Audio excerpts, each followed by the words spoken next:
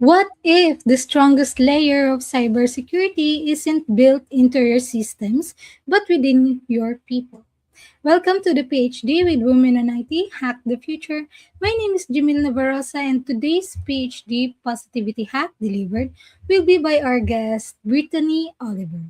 Our topic for today is titled The Human Firewall. Why your best cyber defense isn't a code, it's you. Episode 212 starts here. Let me remind you this is a grassroots community that focuses on women in IT, an inclusive forum of women in technology, startups, and female leaders who are supported by men as well. And I bring heart to that hustle because empathy is my mojo, and empathy is critical in the human firewall. Join us for an insightful positivity hack delivered with Brittany Oliver, an award-winning cybersecurity communications and crisis management expert with over 15 years of experience helping global organizations navigate high-stakes digital risk. Brittany brings a powerful perspective, translating complex security challenges into clear, human-centered strategies that empower individuals and organizations to act with confidence. Discover why people, not just systems, are the true front line of defense, how organizations respond when digital crises hit, and what most get wrong, and how you can build confidence navigating cybersecurity even without a technical background. Whether you're exploring a career in cybersecurity, leading teams in tech, or simply looking to better protect yourself in a digital world, this episode will challenge you to rethink security as a human responsibility, not just a technical one. Please join me in giving a warm welcome to Brittany. Thank you so much for joining us, Miss Brittany. And to start, where in the world are you today? I am located in Virginia Beach, Virginia, USA. Thank you so much for having me. I really, really appreciate it and very excited to speak with you all today. And we are so glad that you are here with us.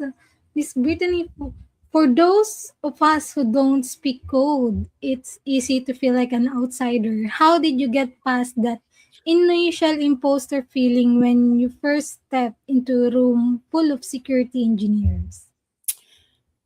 That's a really, really great question. So stepping into a room full of coders is extremely intimidating. You don't have a technical background.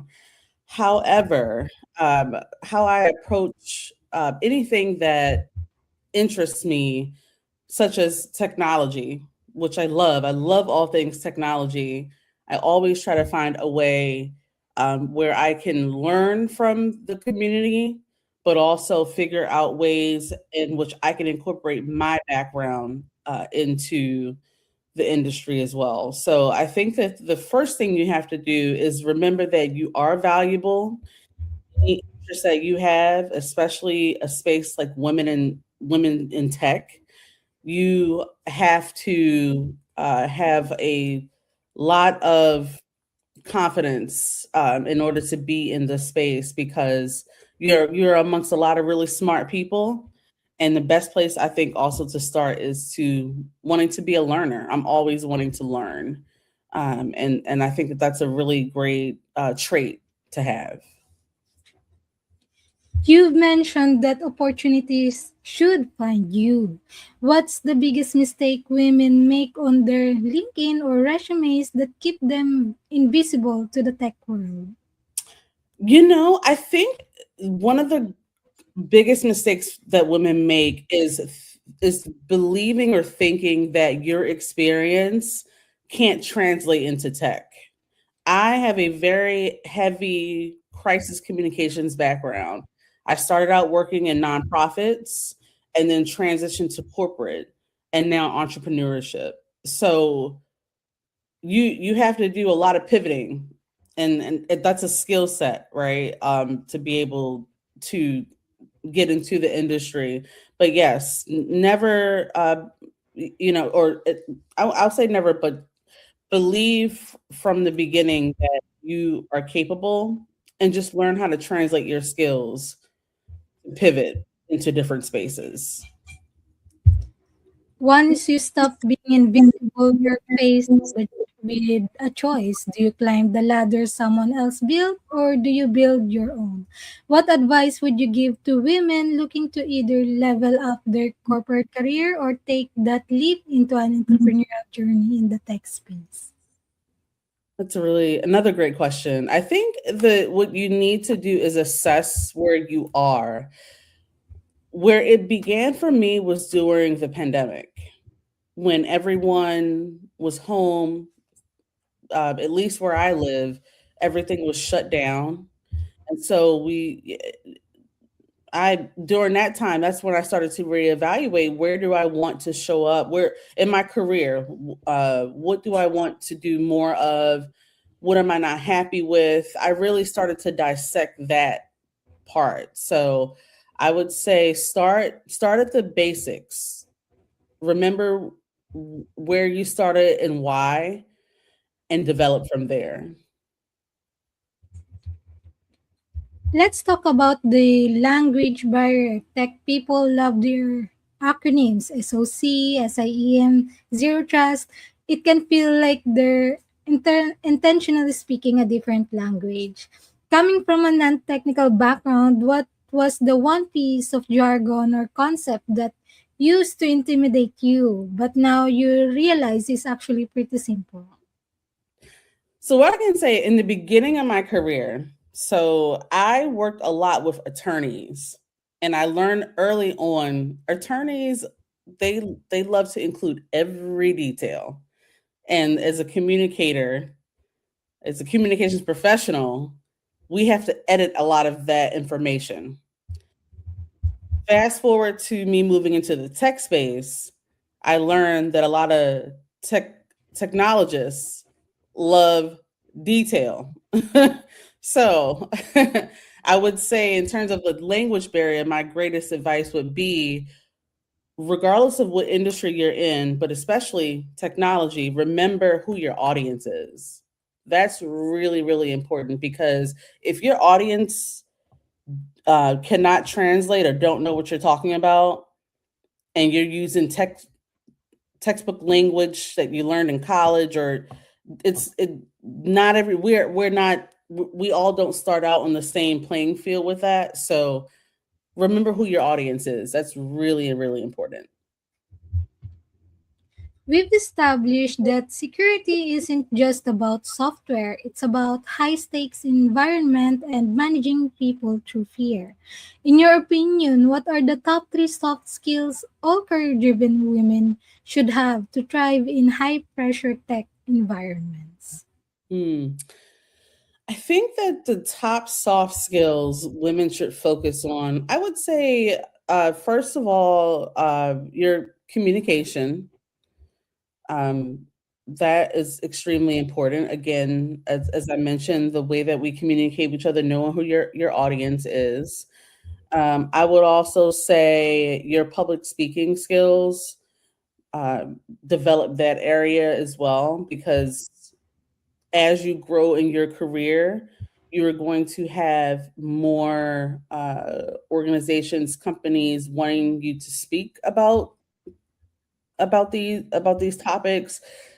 Women in tech is a hot button issue right now, which is why we're even here today, right? On this wonderful, a podcast. But I would also say the third soft skill I would say is writing, learning how to write, and also and talk about the issues that you care about the most. Again, going back to the source, go back to the beginning to develop your skill set from there. You've spent 15 years in crisis management. When a breach happens, the room is usually chaotic and everyone is looking for a hero or a scapegoat. When a digital crisis hits, everything feels like a fire. What is your go-to strategy problem when you have to make decisions under pressure? When I have to make decisions under pressure, my go-to, and this is something that everybody should follow, regardless of what industry you work in, but again, especially technology, especially crisis communications, I work out every day. And I know that that sounds very simple, but I work out every single day. I get up in the morning. I adjust my day, adjust and plan out the day, and I work out. I would highly, if you work in technology, especially now, have a very healthy, balanced lifestyle where you're moving your body, because we're always sitting at our laptops and our desks. So get up and move your body. That is number one always. That helps me. Yes, that's very good. And none of us succeed alone. Is there a particular person you are grateful who helped you get to where you are today? And we'd love to hear a bit of that story. Absolutely. The number one person I would have to be my mother. My mother passed away a year ago, and she was a hardworking lady. she she was very, very hardworking, and there was never a day that I saw her not get up the same way I get up every single day. So find someone in your life, whether it be your mother, it could be someone else, anyone actually that that motivates you to get up and do it every day. Absolutely, my mother.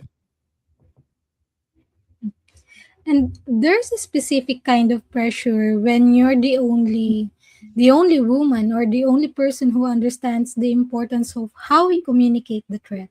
For the women here who are the only in the room, the only woman or the only non-tech person, how do you stay firm when your expertise in communication is being undervalued? Hmm.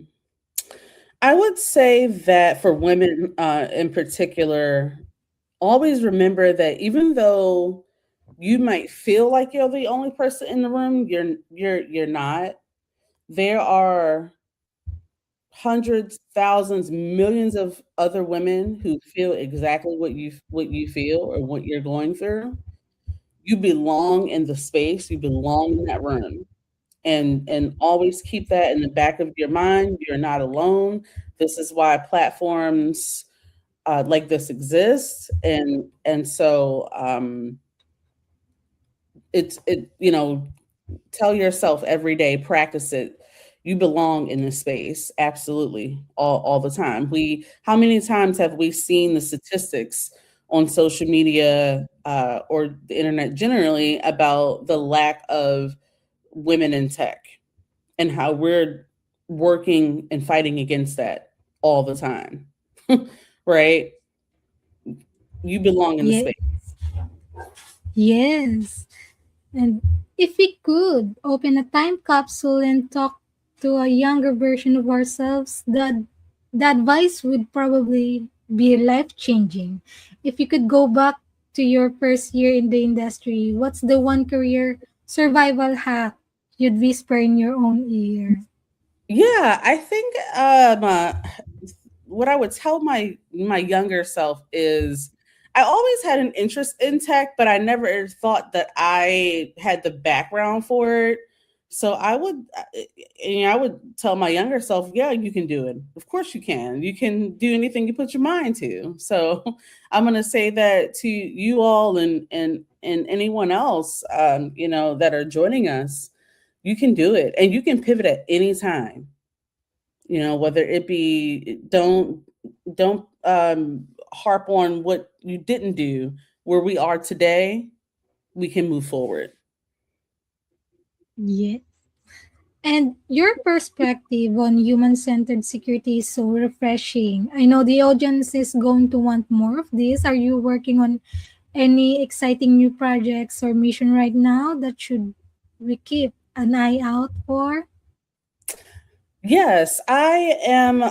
Right now, my mission is to work to get as many women in tech as I possibly can. And I know that that is a very big goal, but this is one of the reasons why I wanted to join this wonderful platform, and discovered it, because I want to be a part of that. So yes, I'm working on quite a few projects where I am trying to get more women, not just in my location or my area, but globally. We need more women in tech, and I am dedicated and committed towards that. Before my mother passed away, I was working on that with her. She wanted to get into tech too, so that's a project mission that I'm gonna be committed to for a really, really long time.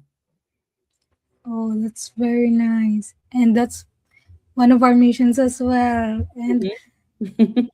yes, and before I go to our last questions, let me ask you, Miss Brittany, what is the number one book you can sit and think, oh, I wish I read before I started my career? I would say the number one book. It's hard because there are so many books that I have learned, or that I admire, and that I constantly read every day. Instead of necessarily a particular type of book, what I would recommend are books on personal development are really important. I have way too many to name one. I have to be honest. But books on personal development, books on public speaking, books catered to women. I love Bell Hooks. She's one of my favorite authors, always will be. So that's my recommendation. Focus on a variety of topics around those. Let's imagine that you could meet anyone in the world for a private breakfast. Who would it be and where would you choose to meet? Oh man, I know I talked about my mother a lot, but my mom. If I could have one more breakfast or session with her, it would be her for sure. Because people, who have transitioned, they are in a different time that we eventually will be. So it will be my mother, absolutely. Where would you be? Where would you be? Would like that to happen? Any places that your favorite spots? Yeah, I would say she before she passed away, I worked on trying to get her. So I'm originally from Baltimore, Maryland, USA, and I've been living in Virginia Beach for a few years. It would actually probably be here at my place. We were working on a plan and get her to come out here to visit and see the beach. I live 5 minutes away from the beach, and it is wonderful. A really, really great quality of life, and we were working on that together. And so, yeah, it would be here at my place. Yes, that's very sweet.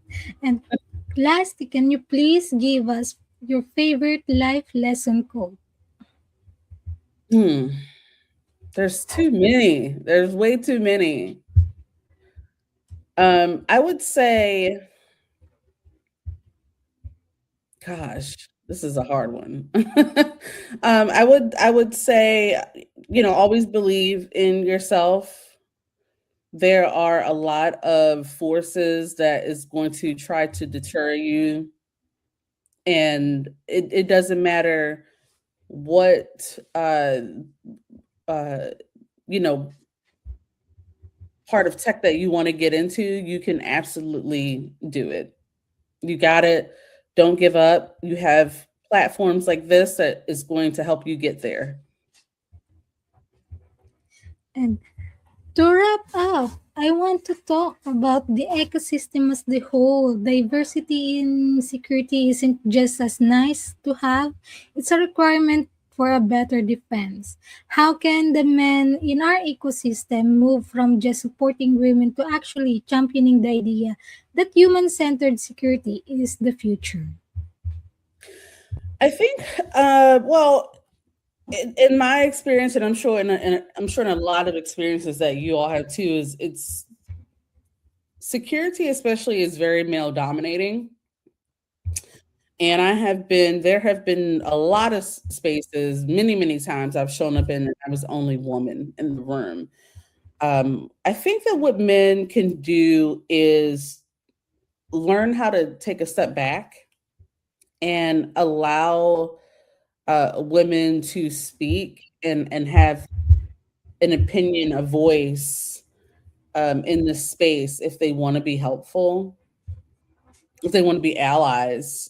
I think is probably the most important, and it's very powerful for men to be able to do that. It's no secret that we need more women in tech, and they know it too. So hold the, hold men account to that as well, and that's what I do in every tech space that I go into. And that's it from our 212 of the PhD live stream. Thanks to our guest, Brittany Oliver.